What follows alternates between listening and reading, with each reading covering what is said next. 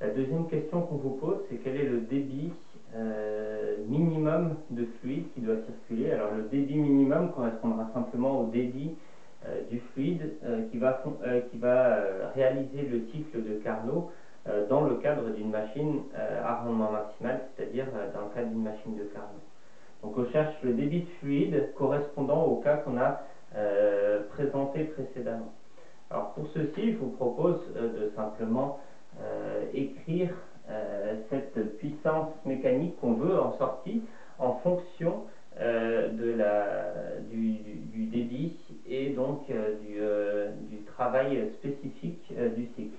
On peut noter qu'ici la puissance totale fournie par la machine est égale au débit massique de fluide, donc celui qu'on cherche, multiplié par le travail spécifique du cycle.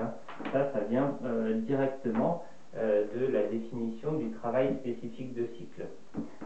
Et donc le travail spécifique du cycle, comme détaillé dans votre cours, on peut l'obtenir assez facilement parce qu'il est égal à moins l'intégrale fermée de T ds sur l'ensemble de votre installation. Et comme les transformations sont soit à température, soit à entropie constante, on peut directement l'exprimer comme étant moins la différence de température entre les sources multipliée par la différence d'entropie spécifique. Donc ici, on peut réaliser l'application numérique. La différence de température, que vous l'exprimiez en Kelvin ou en degrés Celsius, vous avez la même chose, donc ce sera 250 moins 12. Et la différence d'entropie spécifique, attention, ici, les entropies spécifiques vous sont données en kilojoules par kilogramme Kelvin. Alors placez-vous bien en unité SI pour ne pas vous planter.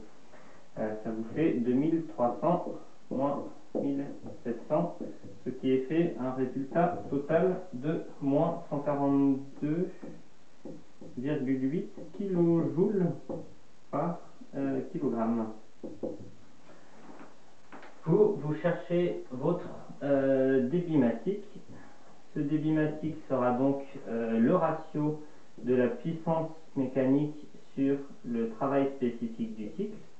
La puissance mécanique, on vous a donné 40 kW, mais attention, on vous a donné celle qui était fournie par le fluide. Donc ici, c'est moins 40 kW ou 40 000 watts reçus par le fluide, divisé par moins 142 800 kJ par kilogramme, et ceci, ça vous fait environ 0,280 kg par seconde comme débit massique de fluide.